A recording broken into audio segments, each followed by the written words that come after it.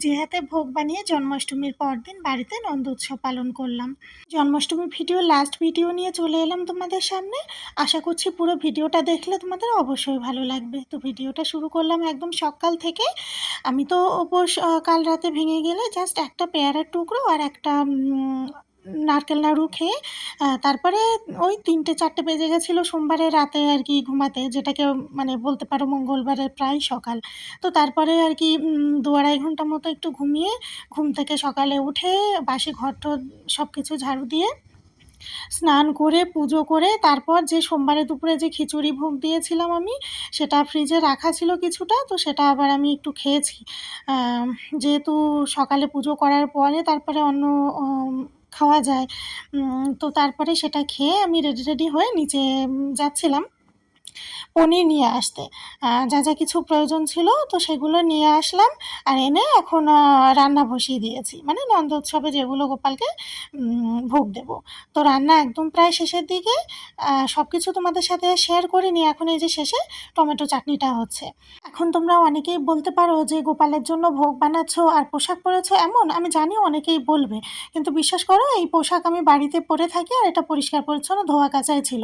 আর এটা পরেছি যে কেন, প্রথমত এটা তো মানে আগের মঙ্গলবারের দিনের ভিডিও তো, সেদিন এত প্রচণ্ড রোদ আর গরম ছিল।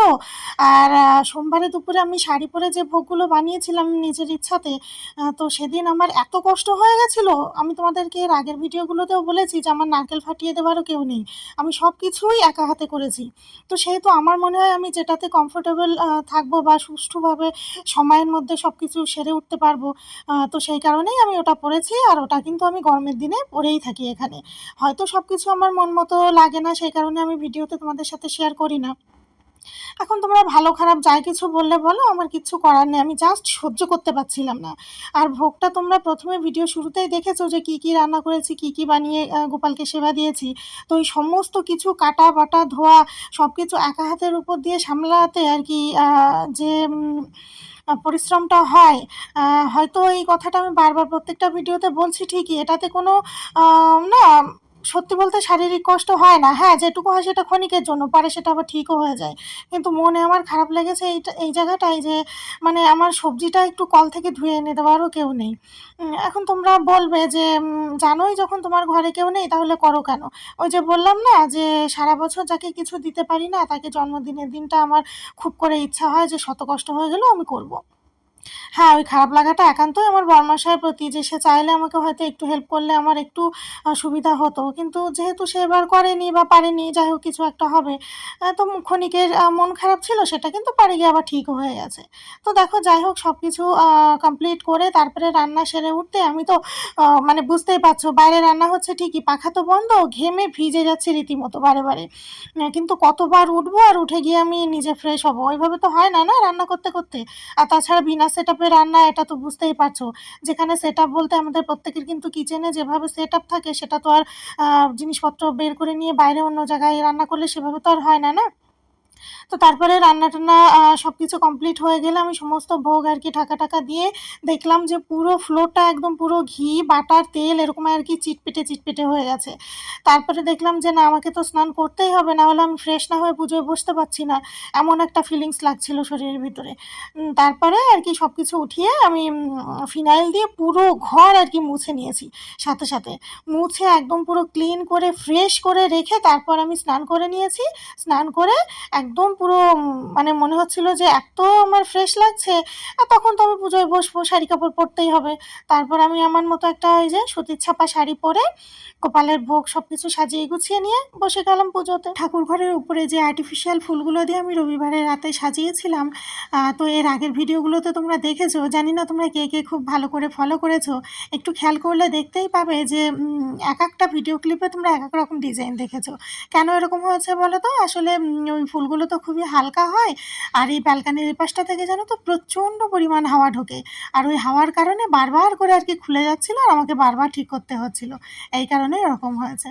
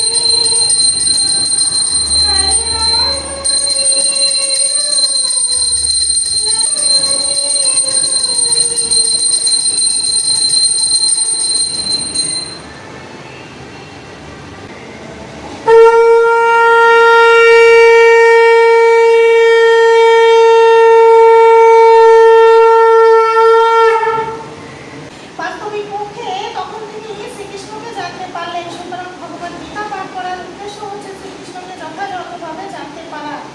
মানুষ যখন পূর্ণ জ্ঞান লাভ করে তখন তিনি স্বাভাবিকভাবে শ্রীকৃষ্ণের চরণে আত্মসমর্পণ করেন। অর্জুন যখন বুঝতে পারলেন যে অনাবশ্যকে যত বর্জনারী অদিতিনের তুলনা মহারাতি সুন্দর পরধারণের মধ্যে সকল অর্জুন মহাচন্দ্রের মধ্যে ভীম মহাবল রাজনীতির মধ্যে সকল বৃন্দাবন।